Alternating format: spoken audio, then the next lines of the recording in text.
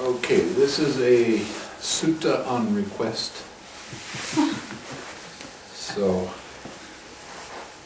thus have I heard on one occasion the Blessed One was living at Sawati in Jeta's Grove, Anathan Pindika's park.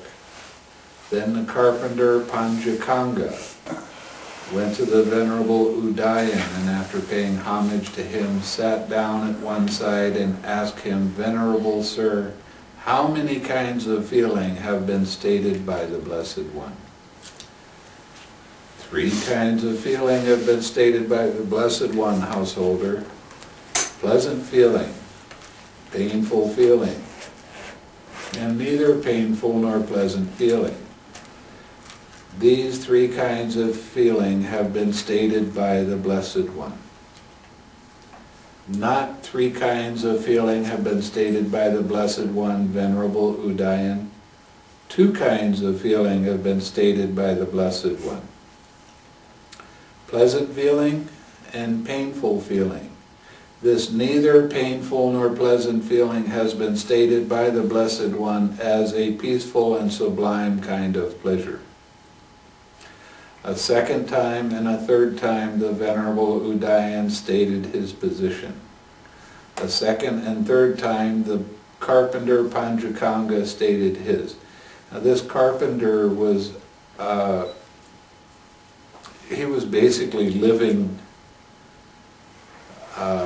in the monastery, and he was the fix-it man and main builder. Venerable or Jeta, of Jeta's Grove, when he got all of this money from Anathan Pindika, he started building a lot of different structures on the land. That's what he did with the money. And he had hired Panjakanga as his carpenter, builder, handyman. So he was always hanging around. Whenever the Buddha gave a discourse, he would go listen to it. It's one of the advantages of being in a monastery. You get to hear lots and lots of different discourses. So that's why he was feeling fairly good about refuting what Venerable Udayan had said. The Venerable Ananda heard their conversation. Then he went to the Blessed One. After paying homage to him, he sat down at one side and reported to the Blessed One the entire conversation between the Venerable Udayan and the carpenter Panjakanga. When it was finished, the Blessed One told the Venerable Ananda, Ananda, it was actually a true presentation that the carpenter Panjakanga would not accept from Udayan. And it was actually a true presentation that Udayan would not accept from the carpenter Panjakanga. I have stated 2 kinds of feeling in one presentation. I've stated 3 kinds of feeling in another presentation. I've stated 5 kinds of feeling in another presentation. 5 kinds of feeling. In Pali, it's dukkha, sukha, domanassa, somanassa, upekkha. In English, it's painful physical feeling, pleasant physical feeling, painful mental feeling, pleasant mental feeling, and equanimity. So that's the 5 kinds of feelings that he did in one presentation. I have stated 6 kinds of feeling in another presentation. What are the 6 kinds of feeling?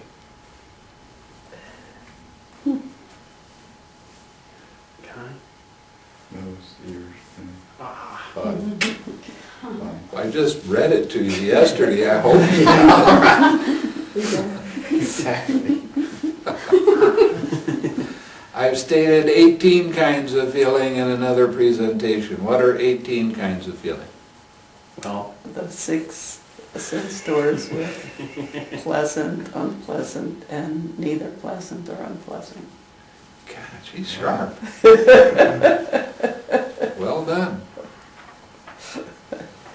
I've stated 36 kinds of feeling in another presentation. Jeez, 36? Yeah, that's, that's a difficult one. You have to go to another sutta. I can get to 30. Oh, okay, you're gonna make me do it, aren't you? Where is it? 140, it's 139? it's 2 times 18. There's 5 kinds times 6 doors, that's 30. Okay.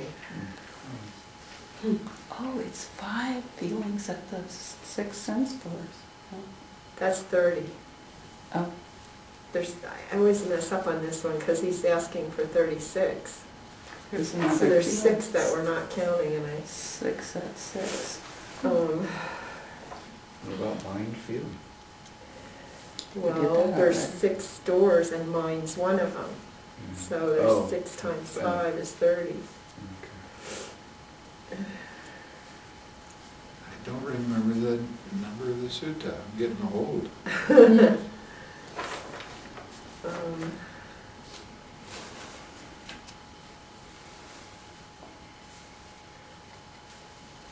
Frau Frank, did I write it in the page? No, it's not.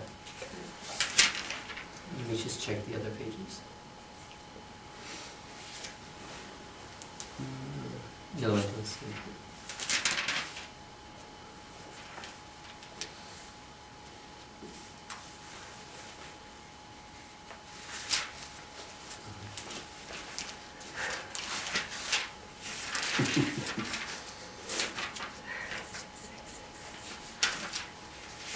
Well, it's somewhere in one of the higher numbers. How's that? It says, this footnote says the 36 kinds are the 36 positions of beings.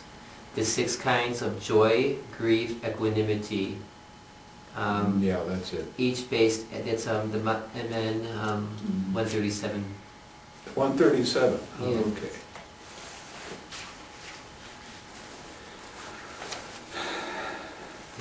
Positions of beings. Lines 9 to 15 or sections 9 to 15. Yeah. There are 6 kinds of joy based on the household life and 6 kinds of joy based on renunciation. There are 6 kinds of grief based on the household life and 6 kinds of grief based on renunciation. There are 6 kinds of equanimity based on the household life and 6 kinds of equanimity based on renunciation. 36. Am I going to go into all of this? No. Oh, I see, okay. You want the page number? You said MN 37, section 9 through 15. 137. Oh, what, MN 137. And it's section 9. 9 through 15, okay. No, it's section 9. Oh. Okay. And I have stated 108 kinds of feeling in another presentation. And this is Abhidhamma, and I don't touch Abhidhamma. Thank you. So we'll let that one slide.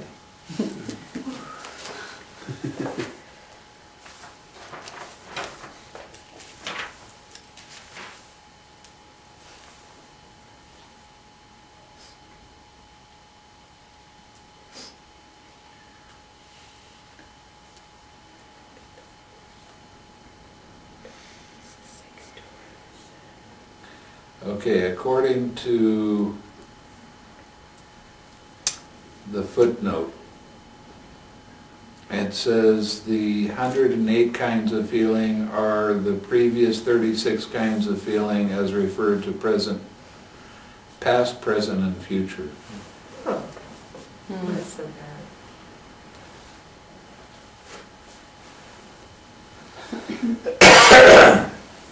That is how the Dhamma has been shown by me in different presentations. When the Dhamma has thus been shown by me in different presentations, it may be expected of those who will not concede, allow, and accept what is well stated and well spoken by others, that they will take to quarreling, brawling, disputing, and the infamous stabbing each other with verbal daggers. But it may be expected of those who concede, allow, and accept what is well stated and well spoken by others that they will live in concord and mutual appreciation without disputing with the infamous blending like milk and water, viewing each other with kindly eyes. Ananda, there are 5 chords of sensual pleasure. What are the 5? Forms cognizable by the eye that are wished for, desired, agreeable, and likable, connected with sensual desire and provocative of lust. Sounds cognizable by the ear, odors cognizable by the nose, flavors cognizable by the tongue, tangibles cognizable by the body that are wished for, desired, agreeable, and likable, connected with sensual desire and provocative of lust. These are the 5 chords of sensual pleasure. Now the pleasure and joy that arise dependent on these 5 chords of sensual pleasure are called sensual pleasure. Makes good sense, doesn't it? Yes. Why isn't mind objects there? Because these are the physical sense doors. Agreed. Should anyone say that is the utmost pleasure and joy that beings experience, I would not concede that to him. Why is that? Because there's another kind of pleasure, loftier and more sublime than that pleasure. And what is that other kind of pleasure? Here, Ananda, quite secluded from sensual pleasures, secluded from unwholesome states, a monk enters upon and abides in the first jhana, which is accompanied by thinking and examining thought, with joy and happiness born of seclusion. That is the other kind of pleasure, loftier and more sublime than the previous pleasure. So what we're talking about here is, yes, there is pleasure with the sense doors, but it's really low in course, especially when you start getting into mental development.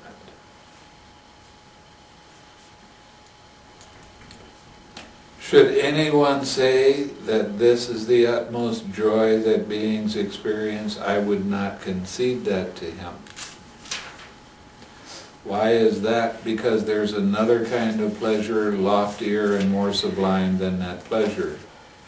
And what is that other kind of pleasure? Here, Ananda, with the stilling of thinking and examining thought. A monk enters upon and abides in the second jhana, which has self-confidence and stillness of mind. Without thinking and examining thought, with joy and happiness born of collectedness. This is the other kind of pleasure, loftier and more sublime than the previous pleasure.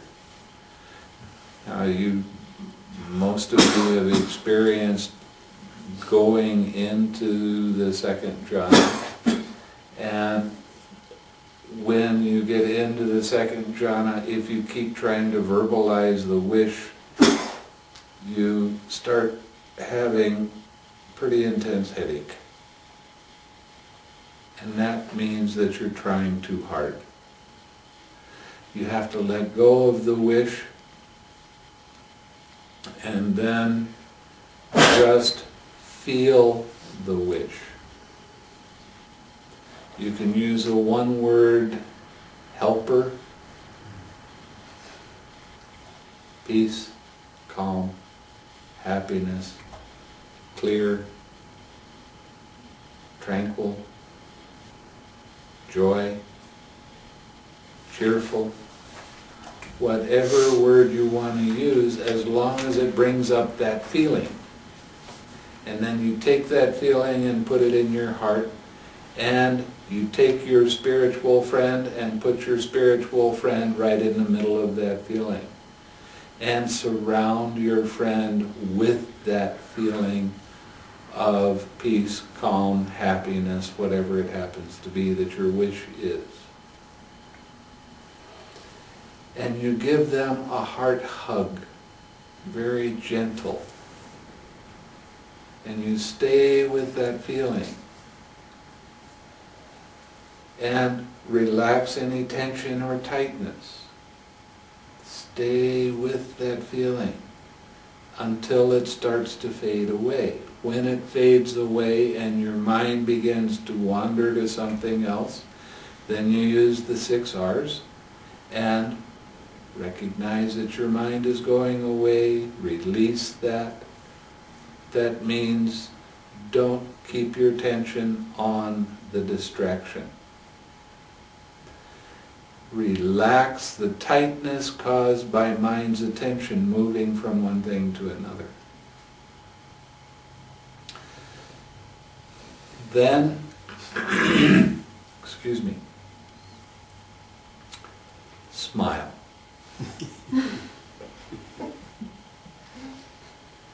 It's that simple. Just smile.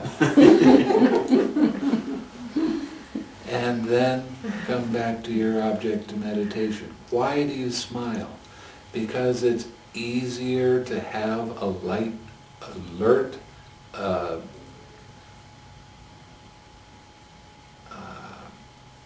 agile mind when your mind is uplifted. Smiling is a very necessary part of this practice.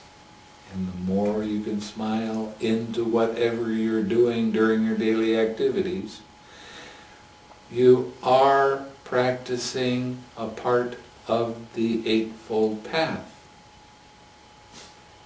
I call it harmonious practice. Most people call it right effort. Letting go of an unwholesome state, relaxing.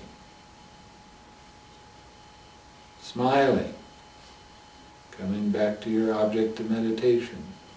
Stay with the smile in your object of meditation as long as you can. Now your daily activities when you get out of retreat, your object of meditation with your daily activities can be just smiling. But occasionally you wish everybody happiness. And it's not just a smile with the lips. It's a smile with the lips, a smile with the mind, a smile with your eyes, and a smile in your heart. The more you practice smiling, the more balance you have in your mind. And with that balance, there's more clarity. And you start developing joy. You start developing that uplifted mind so that you have it uplifted all of the time. Then your mindfulness improves immeasurably. You're able to see when your mind starts to heavy out. And you can make the conscious decision right there to come back to the right effort, or not, if you want to suffer. Seems like I know a few people that really like to suffer. They don't want to give it up.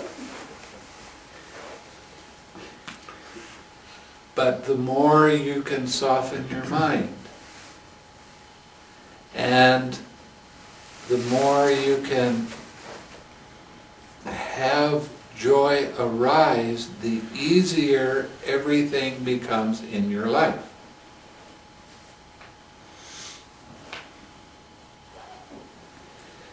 You know, there's a lot of prosperity books out there, how to manifest You want to know how to manifest? Be happy. It's that simple. When I went to Australia, I happened to go on the shortest day of the year in Australia. And I left from Malaysia.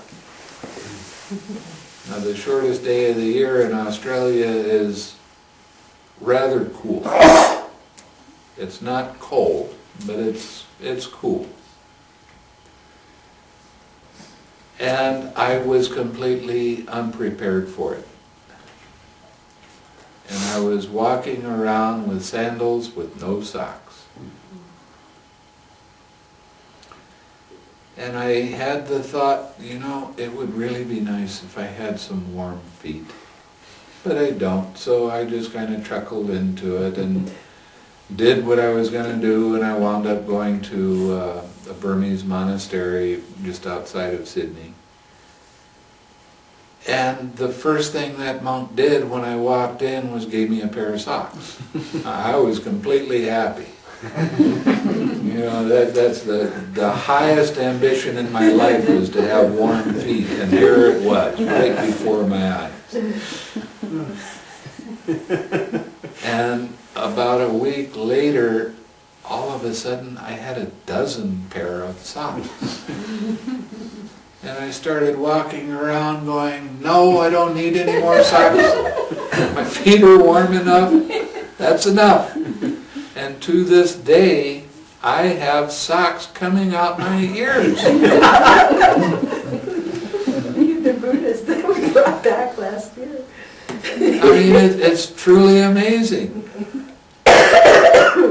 I had 3 pair of socks to start this trip. That's all I had, that's all I need, I don't want any more. I now have 25.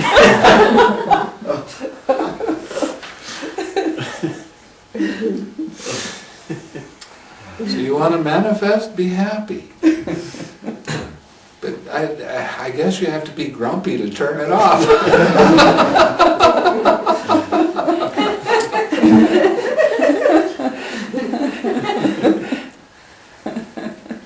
The more you put happiness into what you're doing while you're doing it, the more content your mind becomes. The more you want to start sharing your happiness with other people. So you practice smiling all the time. That is following the Eightfold Path. That will help your practice in sitting. How many times does your mind get serious? I know some people that it's pretty regular. But when you have a serious mind, what is that saying? I have an attachment. I want to control things and have things be the way I want them to be, when I want them that way, no questions asked.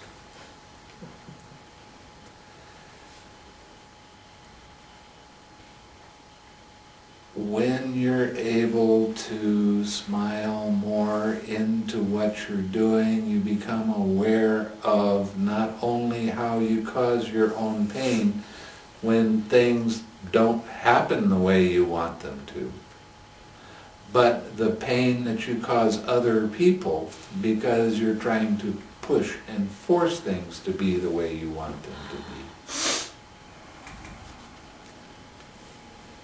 So you get a bonus. You not only cause pain to yourself, you get to cause pain to somebody else. But that does not lead to an uplifted mind. That does not lead to an alert mind. That leads to a mind that is heavy. And you start taking all of your thoughts and all of your feelings so personally. And that's the cause of frustration. And frustration leads to depression. And depression leads to extreme sadness. And what's the fun in that?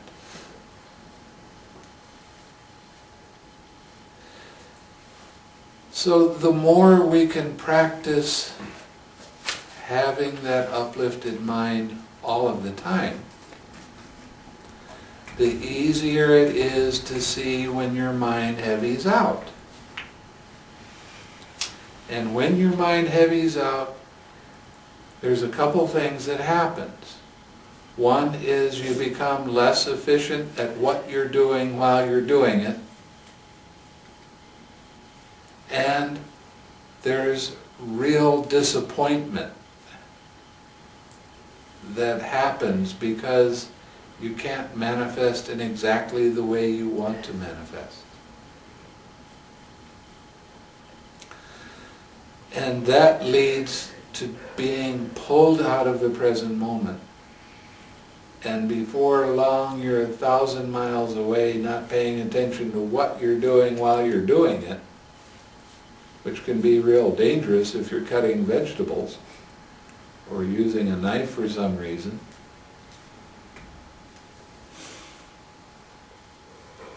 Or what happens when somebody says something to you and you get angry and you walk out and you start thinking about that no good so-and-so, and you get in the car and you start driving. Are you driving? Or are you thinking? How do you think accidents occur? The more you get involved in your dissatisfaction of the present moment, the less you're in the present moment, and the more pain you cause to yourself and other people around you. So what's the remedy?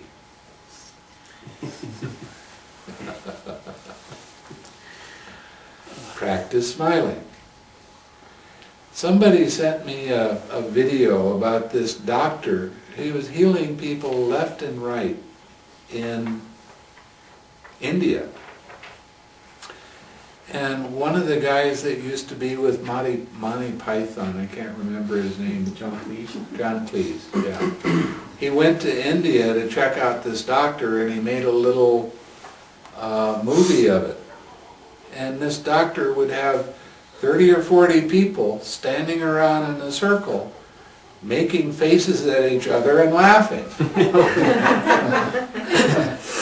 And just, he showed them all different ways of laughing, and all of a sudden their body got in balance, and their mind was in balance, and the diseases started going away. There's all kinds of wonderful things that happen in your body when you laugh. And what's the first part of laughing? Smiling. Oh.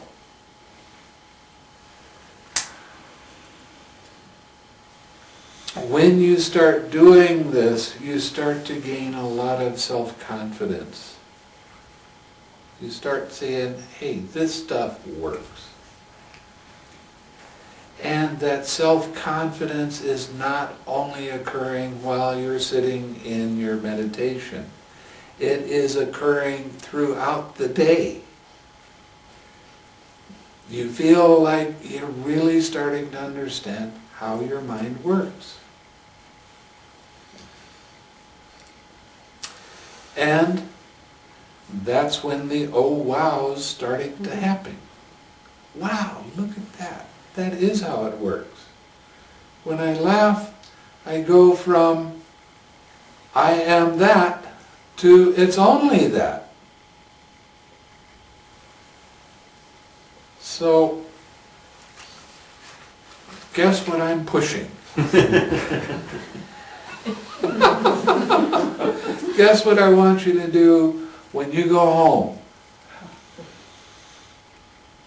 I want you to sit in meditation, but you better be smiling. I'll get my psychic stick out and make you giggle.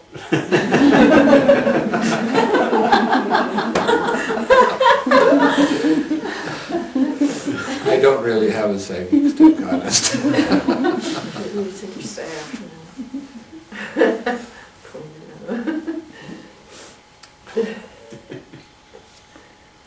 Okay, so should anyone say that there is another pleasure loftier and more sublime?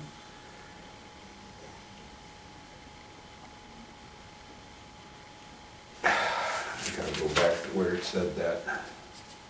They put the ... in the wrong spots there as far as I can see. Should anyone say the utmost pleasure and joy that this is the utmost pleasure and joy that beings experience, I would not concede that to him. Why is that? Because there's another kind of pleasure loftier and more sublime than that pleasure. And what is that other kind of pleasure? Here Ananda with the fading away as well of joy. A monk abides in equanimity, mindful and fully aware. Still feeling pleasure with the body, he enters upon and abides in the third jhana, on account of which noble ones announce he has a pleasant abiding, who has equanimity and is mindful. This is that other kind of pleasure, loftier and more sublime than the previous pleasure. So the joy doesn't arise anymore as your mind starts to calm down. But you still feel very strong comfort in your mind and in your body. And you begin to feel a very nice sense of mental balance. Now the equanimity that we're talking about here is you can be sitting in the meditation and a motorcycle can come right outside the door without a muffler on. And your mind won't necessarily shake and start getting caught up in the I don't likes and I want it to be different than it is. The equanimity helps your mind have a sense of balance, so you hear that sound but it doesn't make your mind react. Now this is an interesting thing that is the full awareness.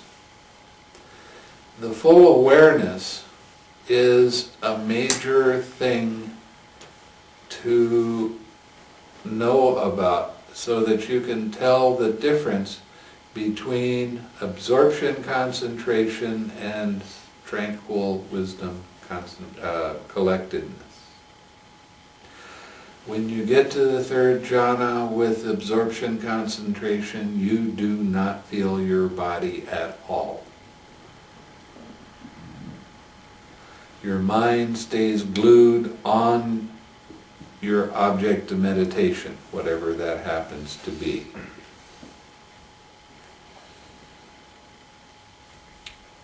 I can come along with a gun right beside your ear and fire it, and you wouldn't hear it. I can take a stick and I can beat you over the head, and you wouldn't feel it. Is that full awareness? Is that awareness of anything other than the object of meditation? No. Full awareness means that if I come up and I touch you when you're practicing the samatha vipassana jhanas, you would feel that. It doesn't make your mind shake, but you would feel it.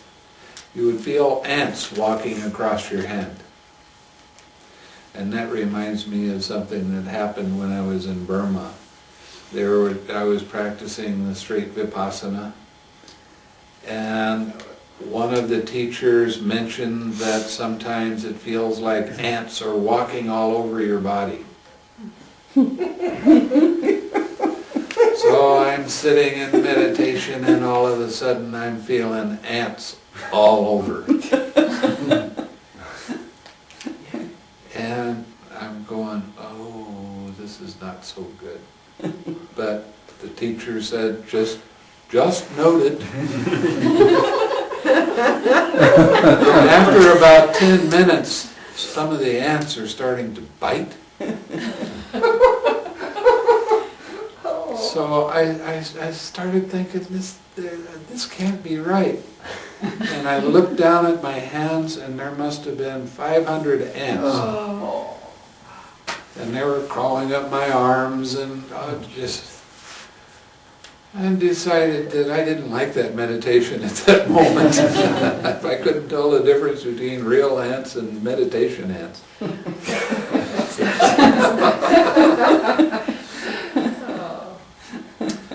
But I found out from that experience that the Chinese make this chalk that has ant repellent in it.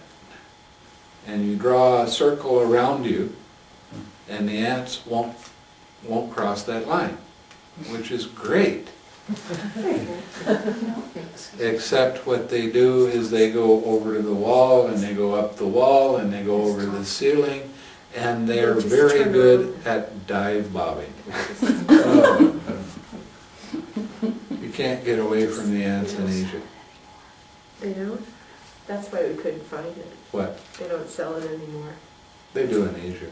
They say it's toxic. It's toxic, the ones in Asia. Oh, Oh. of course it is. That's what keeps them away.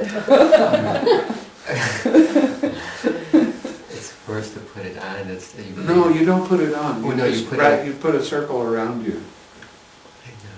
I know. And I don't care. I'd rather have that circle of toxic around me than the ants crawling on me.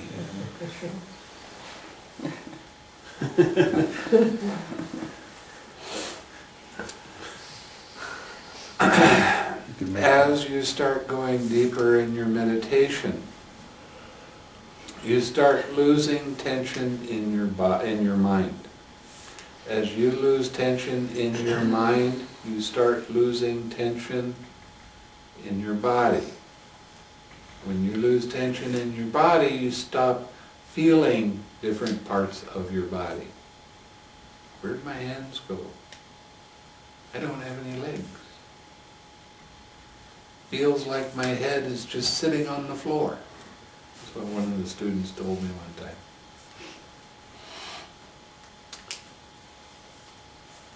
But if you feel a breeze, you'll feel that when there is contact. So it's not that you lose the sensations in your body, as an awful lot of people that practice one-pointed concentration try to convince you that that's the right way to do the meditation.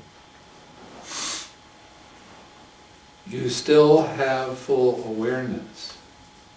And you remember that chart that I showed you a little while back about the 4 foundations of mindfulness and the 5 aggregates being the same.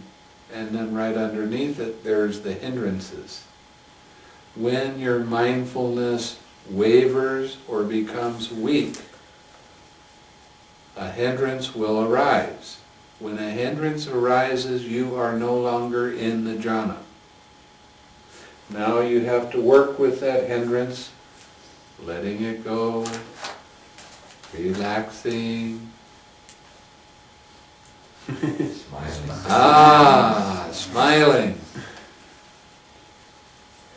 Returning to your object of meditation and keeping it going.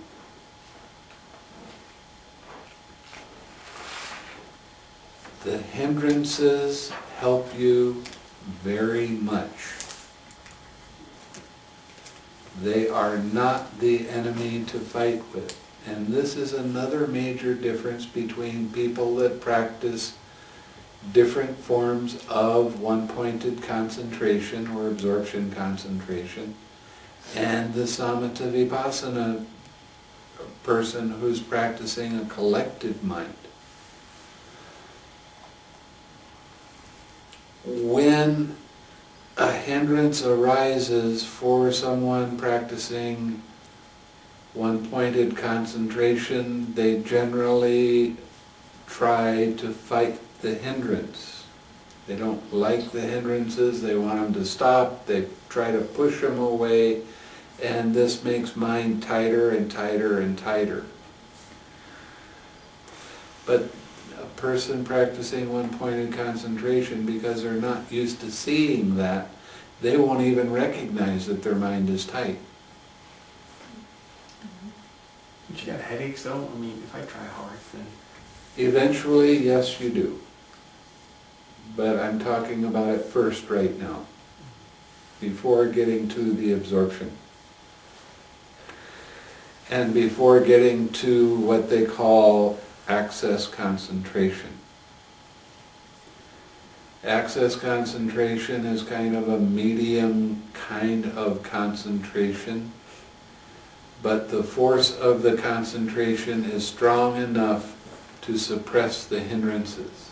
And if you try to bring a hindrance up into your mind will say no and just drop it. That's one of the ways you test to see whether you're in access concentration or not. It seems like it's a good thing, and now I don't have any hindrances. Now I have this pure mind that I can continue watching. But there's still that tension and tightness that is not seen. When you're practicing the samatha vipassana meditation, you don't have a stage right before the jhana. You have a hindrance right before the jhana. And you have to learn how to handle that and relax into it, allow it to be, keep coming back to your object of meditation until that hindrance disappears. When it disappears, there's a sense of relief, there's joy, there's happiness, there's collectedness of mind, unification of mind.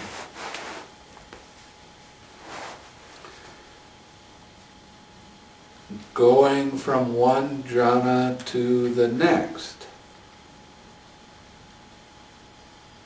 the hindrance, when your mindfulness wavers a little bit, the hindrance comes up and now you have to work with this one. And you get into the second jhana. And then your mindfulness wavers a little bit, now you have another hindrance. And when you let that go, you get into the next jhana, and the next jhana, and the next jhana. And it happens all the way through. The hindrances show you where your attachments are, show you how you identify with that thought, feeling, concept, opinion, idea, story.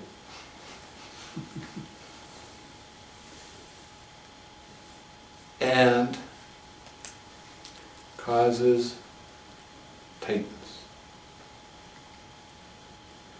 That relaxed step, that one little extra step put into the absorption concentration will change that absorption concentration into samatha vipassana collectedness.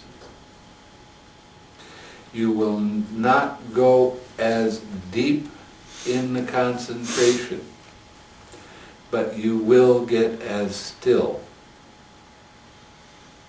You will feel very strong peace and calm and very tranquil. But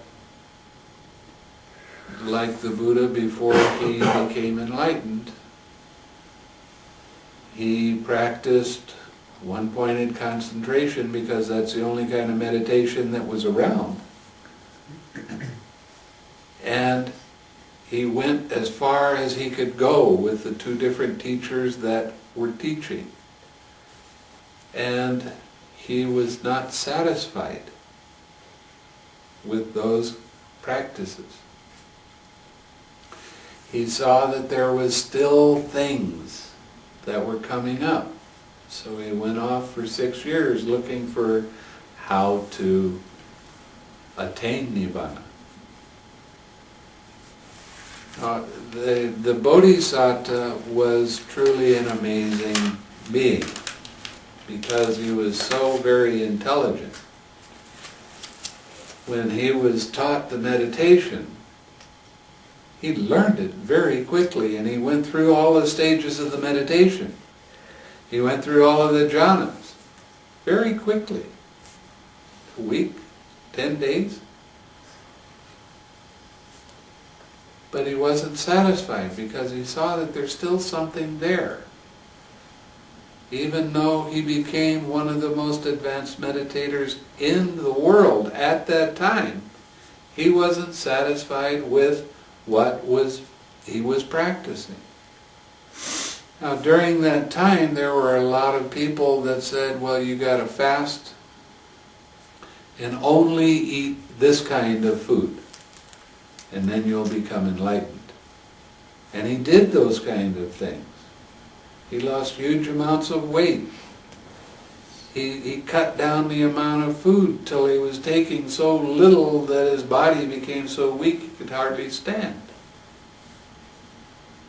And with each one of those different things, he realized, I went as far as anybody can go with this practice, and nobody can go further than this.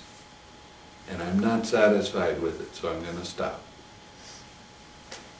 And he did it with all these different kinds of food. And there was a practice during the time of the Buddha about holding your breath. Actually, Sai Baba teaches a form of meditation like this, holding your breath. And he went as far as anybody could go with holding his breath. And he saw that that didn't work. So he let that practice go. One of the things they do in India when you do the holding breath meditation, you know that little partition underneath your tongue?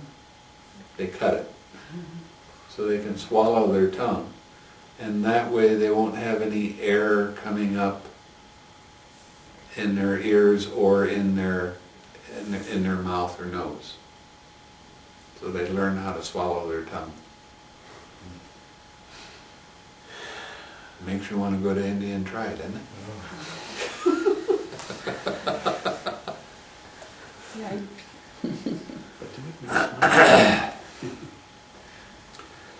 So you can see that all of these different kinds of practices that the Bodhisattva did, they were all very much practiced as ways to become enlightened. This is one of the tricky things about the word enlightened. Because I tell you something you don't know, I've enlightened you, right? But the Buddha became awake. He didn't walk around in dream world anymore. He became so awake as to how the process works that his mind let go of all of the fetters.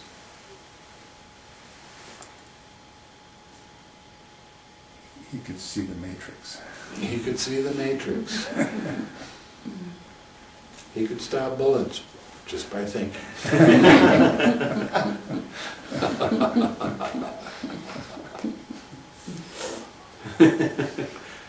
Why don't you try and see if that works for you? It's Dr. Wild Elements. Well, you know, one of the advantages of practicing loving-kindness meditation, it says in the books that I'm chicken to try, is that poisons will not harm you, fire will not harm you, and weapons will not harm you.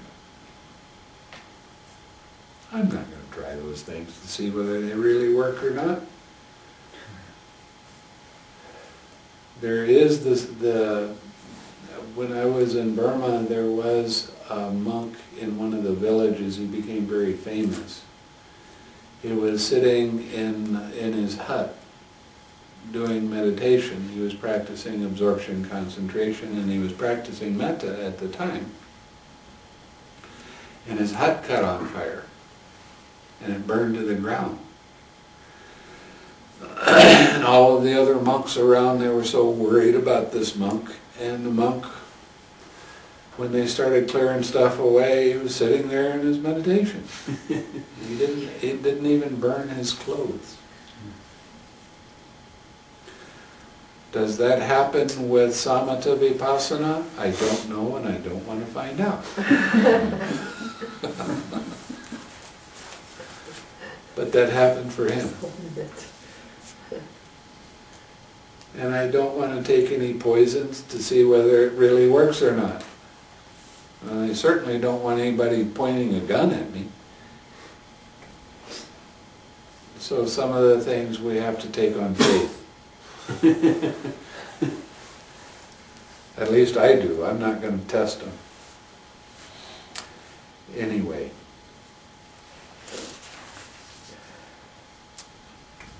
Should anyone say that this is the utmost pleasure and joy that beings experience, I would not concede that to him. Why is that? Because there is another kind of pleasure loftier and more sublime than that pleasure. And what is that other kind of pleasure?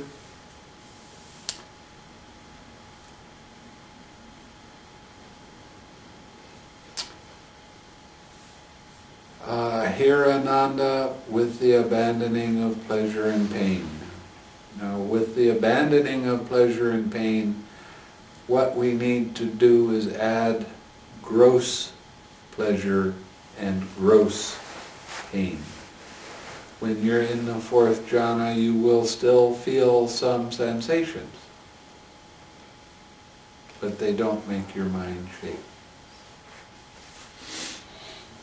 And with the previous disappearance of joy and grief, a monk enters upon and abides in the fourth jhana, which has neither pain nor pleasure, because of the equanimity that you don't tend towards these things.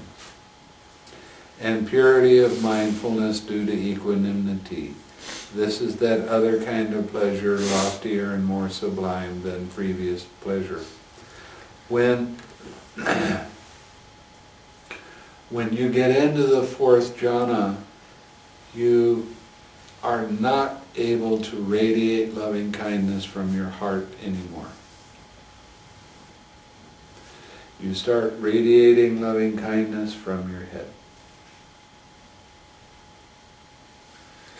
That's one way to tell whether you're in that jhana or not. You feel very strong balance of mind. You feel very, very little of your body. If you put your attention on different places in your body, you'll be able to feel it. But when you keep your mind on your object of meditation and keep radiating that loving kindness, you won't feel your body at that time. Now, people practicing mindfulness of breathing, and they get to the fourth jhana, if they're practicing absorption concentration, they will tell you that you're no longer able to breathe through your lungs anymore, that the breath comes through, the air comes through your ears. That does not happen with the samatha vipassana meditation. You are still able to see the breath in the places you've always seen it before. It becomes a little bit more subtle, but you're still able to see the breath. When you get into the fourth jhana, I generally will tell people that that's when I want them to start radiating loving kindness to different spiritual friends, and then family members, and then neutral persons, and then enemies. After they do all of that, then I will tell them to start radiating loving kindness in the 6 different directions. In front, behind, to the right, to the left, above, below. And then all the directions at the same time. And you're radiating to all beings, without any limits, without any boundaries.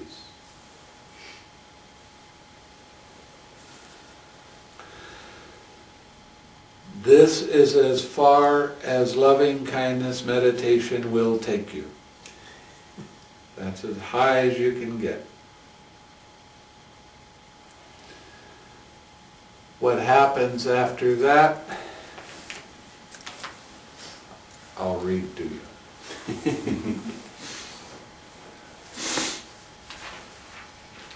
Should anyone say that this is the utmost pleasure and joy that beings experience, I would not concede that to him. Why is that?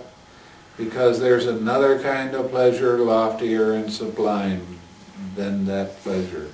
And what is that other kind of pleasure? Here, Ananda, by completely surmounting, I went one too far. By completely surmounting perceptions of gross form, with the disappearance of perceptions of gross sensory impact, aware that space is infinite, a monk enters upon and abides in the base of infinite space. This is that other kind of pleasure, loftier and more sublime than the previous pleasure. Wait, excuse me. When you start feeling the expansion, it starts going out and out and out in all directions at the same time, but there's no center point. There's just the feeling of expansion. The feeling of loving kindness changes to compassion.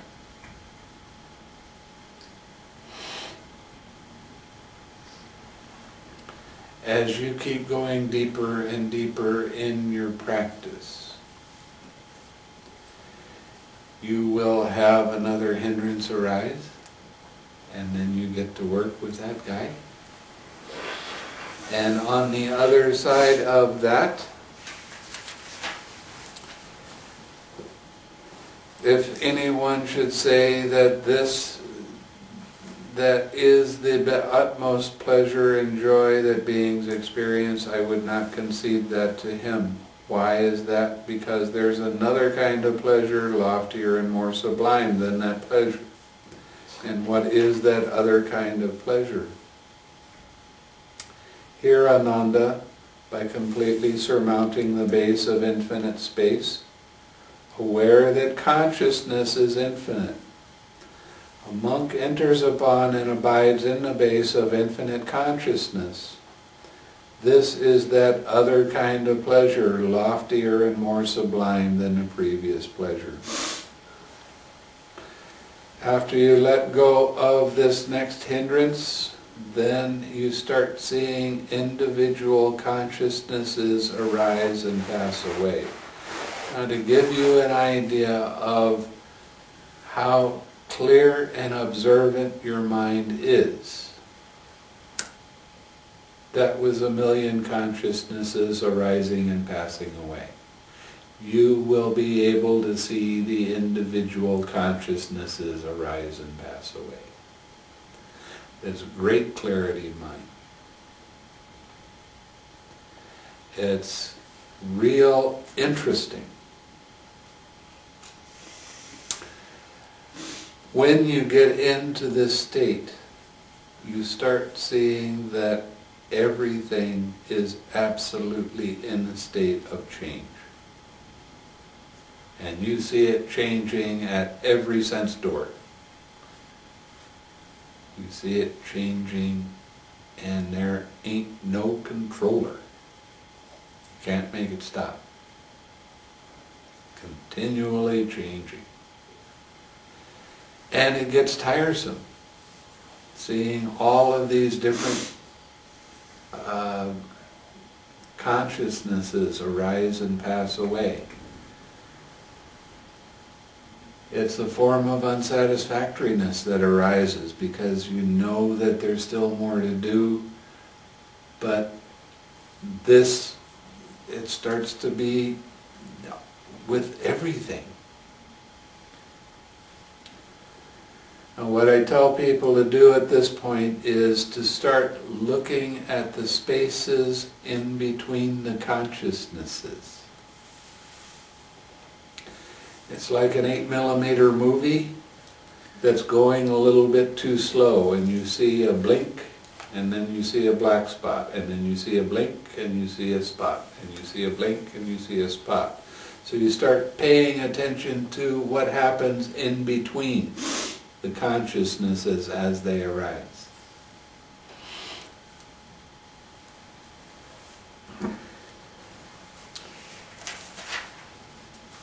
Should anyone say that is the utmost pleasure and joy that beings experience, I would not concede that to him. Why is that?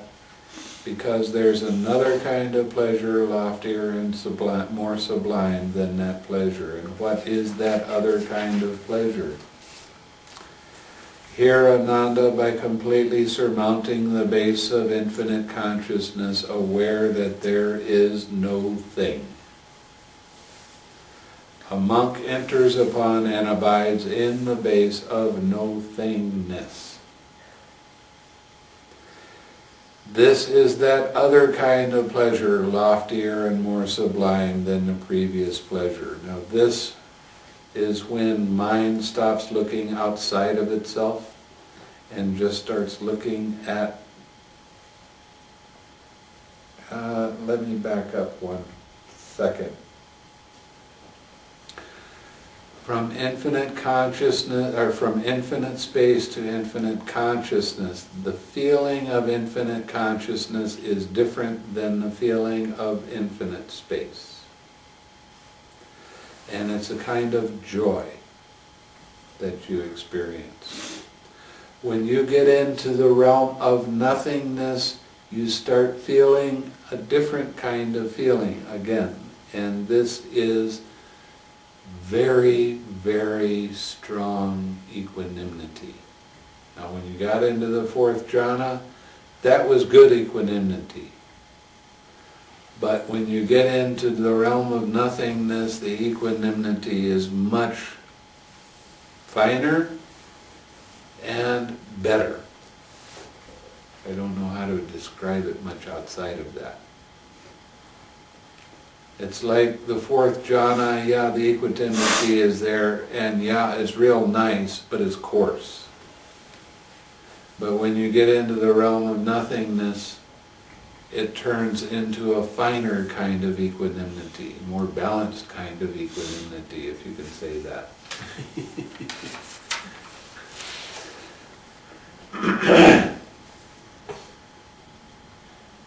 This is where you get to understand how to keep your attention on your object of meditation with the right kind of energy. The amount of energy that you use for staying on your object of meditation changes. It's not always going to be the same. And you have to do little adjustments. As you do these little adjustments, you start seeing more and more subtle kinds of things, which I'm not going to talk about too much here.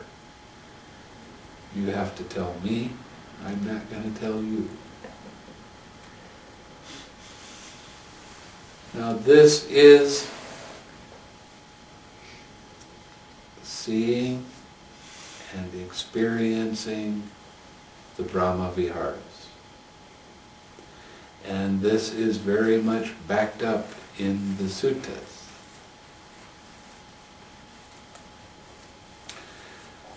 The commentaries will tell you that you can only get to the 3rd jhana with loving kindness. And you can only get to the third jhana with compassion. And you can only get to the third jhana with joy. And you can only get to the fourth jhana with equanimity. But I'm showing you right now, and I can show you in the suttas where it says this. Metta takes you to the fourth jhana. Compassion takes you to infinite space. Joy takes you to infinite consciousness. Equanimity takes you to nothingness.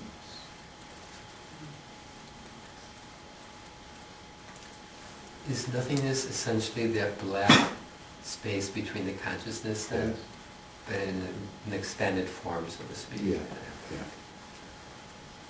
yeah. And of all of the states, even the higher ones, I've always thought that the realm of nothingness was most interesting because you always have to tweak the energies a little bit to stay in balance. If you don't, then you get restless. Now you got to work with that. Or you get dull. Now you got to work with that. Missing and getting caught by dullness or restlessness is not a bad thing. You get to use your 6 R's a little bit more so that you can put your mind back in balance.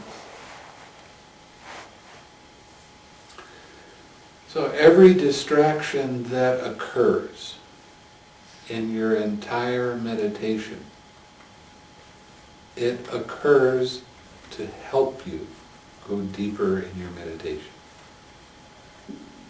Interesting thought, isn't it?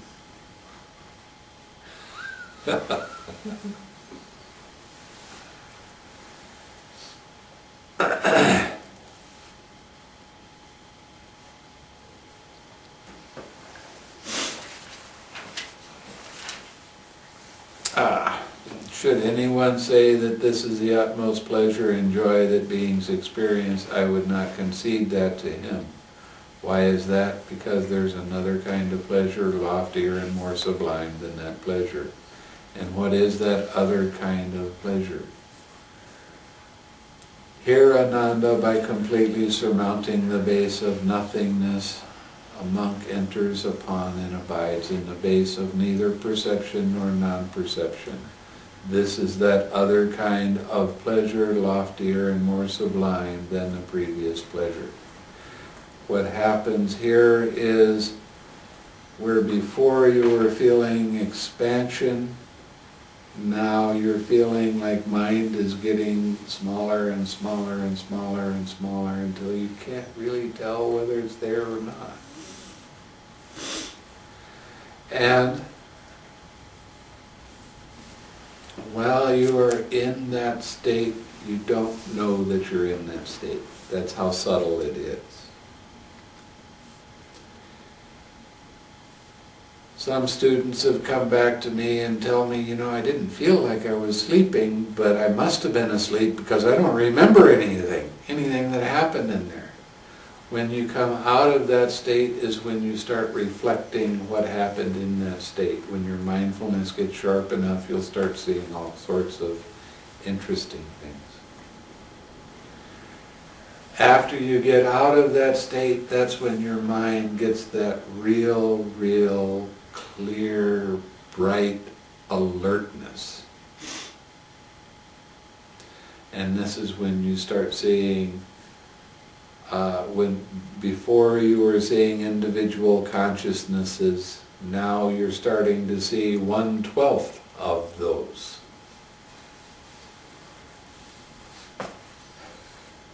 You start to see the links of dependent origination happen in the consciousness.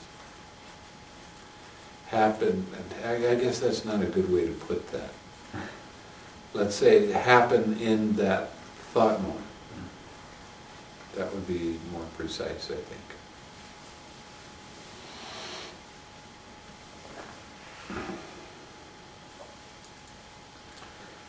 Should anyone say that this is where Ananda was talking to the Buddha, and the Buddha was explaining the 7th jhana, and then he started talking about the 8th jhana and what the experience is like, and Ananda said, well, it sounds like if you have to have an attachment, then the attachment to the 8th jhana is the one to have. And you know what the Buddha said? He said, you're right. If you gotta have an attachment, that's the highest and best attachment you can have.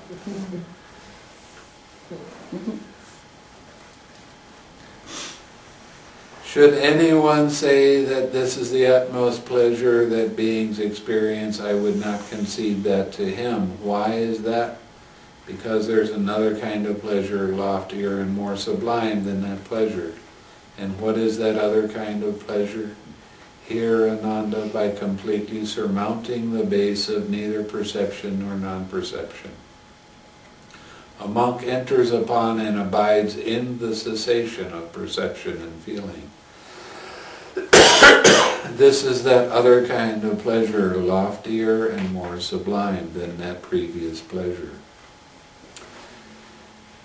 This is where all perception and all feeling cease. There is no more at that time.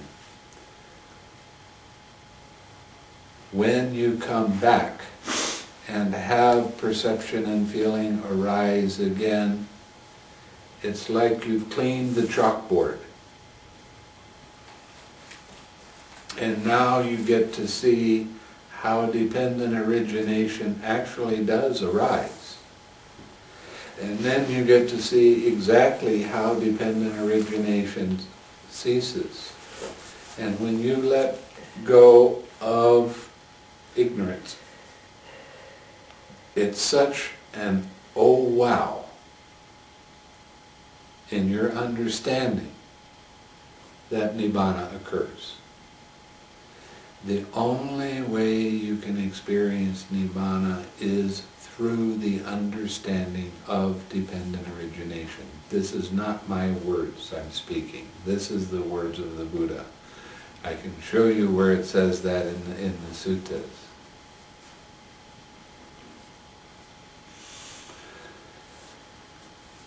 So, it is possible, Ananda, that wanderers of other sects might say thus. The recluse Gautama speaks of the cessation of perception and feeling, and he describes that as pleasure. What is this, and how is this? Wanderers of other sects who speak thus should be told, friend, the Blessed One describes pleasure not only with reference to pleasant feeling.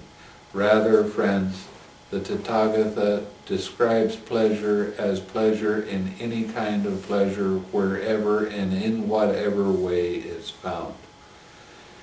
Now, I had the opportunity to spend some time with Deepama, and I asked her. She was able to sit for 7 days without moving.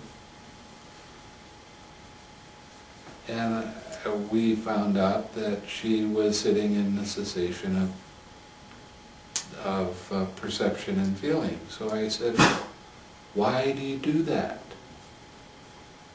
And she gave a one-word answer: relief. Think about that. You don't have any sense doors pulling your attention away. You don't have any thoughts pulling your attention away. There's no perceptions of anything. There's no feeling that arises. What relief that must be.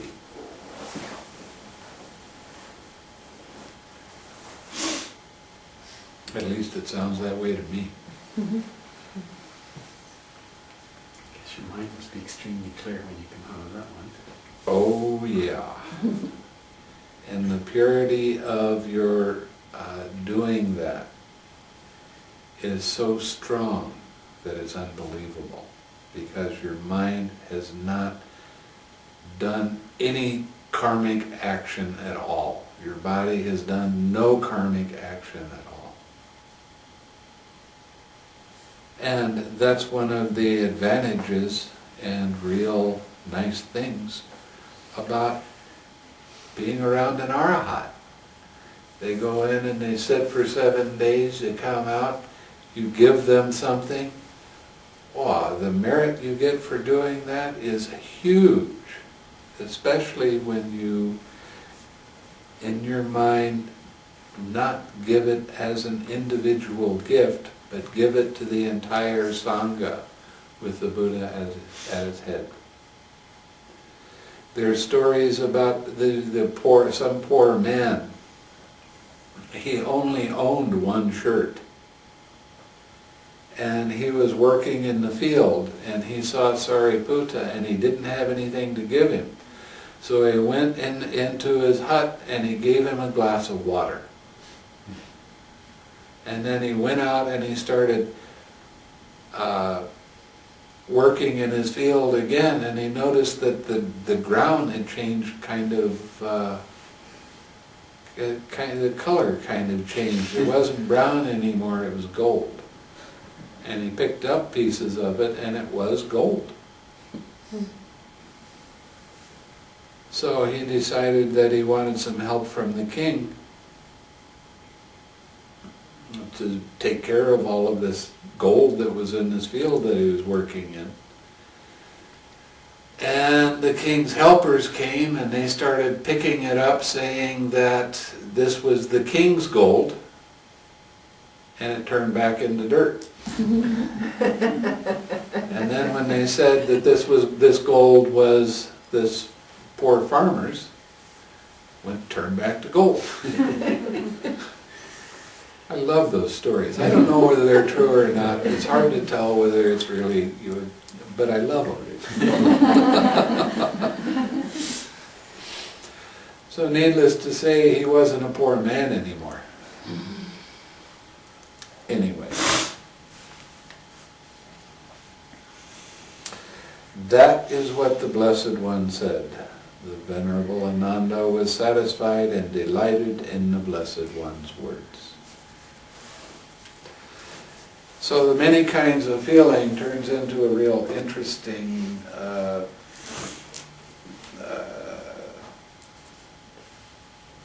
sutta, because he describes any kind of feeling, every kind of feeling that would be pleasurable or not. And he graduated those right on up to the experience of the cessation of perception and feeling. He didn't talk about Nibbana as being a loftier and more sublime kind of happiness. He didn't mention it like that. An unconditioned state. I mean, try to think, what is an unconditioned state? A state that has no conditions in it at all. Is that happiness? There's got to be some kind of relief to it, I would think. And in that way there would be happiness. But, geez. I've gotten into a lot of discussion with a lot of monks about the nature of Nibbana.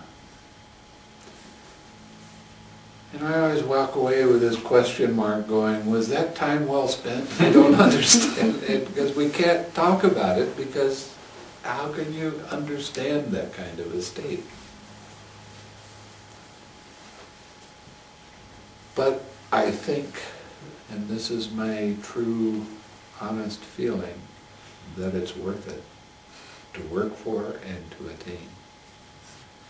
And the easiest way to do that is by practicing the 6 R's with everything that arises.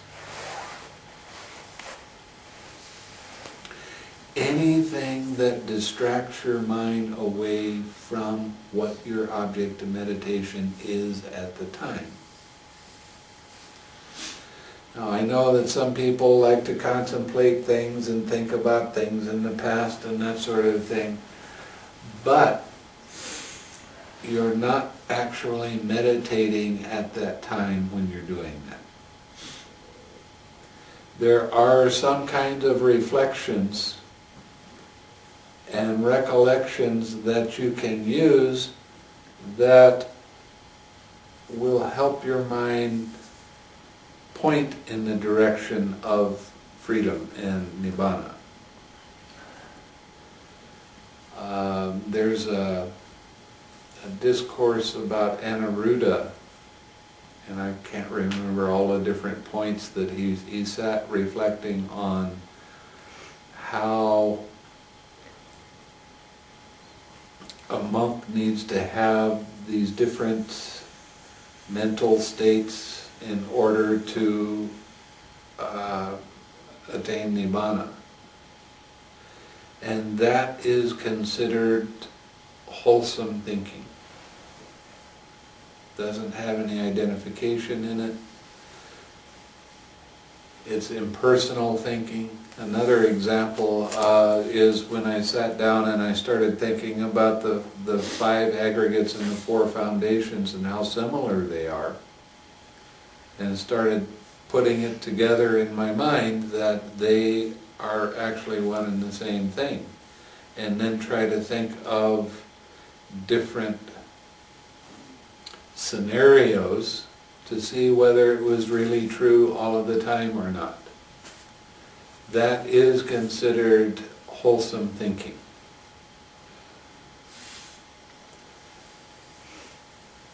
And you can do that as long as you don't have repeat thoughts.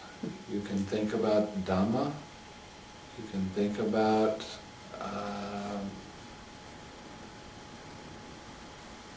different ways of using the 6 R's. But if you get into repeat thoughts, there I am.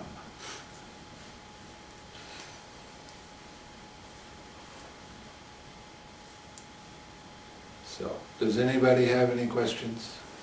Yes. Bhante, the night the Buddha became enlightened, Yeah. because the first watch of the night he saw like tens of thousands of his past lives. And No, then, that's the second watch. okay, then, The first watch was when he got into the fourth jhana. okay. The second watch was when he saw his past lifetimes. The third watch was when he saw the fading away and arising of beings and dependent origination and all that other stuff. Okay. So, was that procession necessary in order to have that final outcome? That's the way he did it. And there was an awful lot of monks during the time of the Buddha that practiced the way that he practiced, in remembering past lifetimes, seeing the arising and passing away, and then seeing Nibbana. There's actually 3 ways that the Buddha taught to attain Nibbana. One way is the way I'm teaching right now, which is going through all of the jhanas and experience the cessation of perception and feeling, and then experiencing Nibbana. The other way is going through the psychic abilities. People that are very sensitive to feeling. They'll be sitting and all of a sudden they'll be able to see with the divine eye, they'll be able to see distant things. With the divine ear, they'll be able to hear celestial talk as well as distant talk from other people.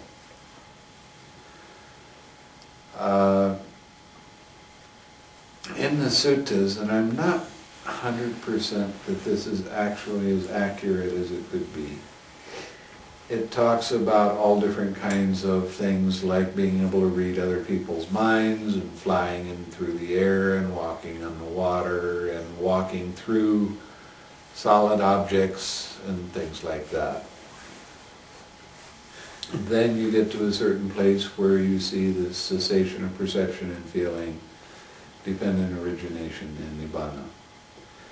And the third way is the way the Buddha did it. It's called the Tivija. And that is getting to the fourth jhana, seeing past lifetimes, seeing the arising and passing away of beings in other realms, and the cessation of perception and feeling, and seeing dependent origination and nibbana.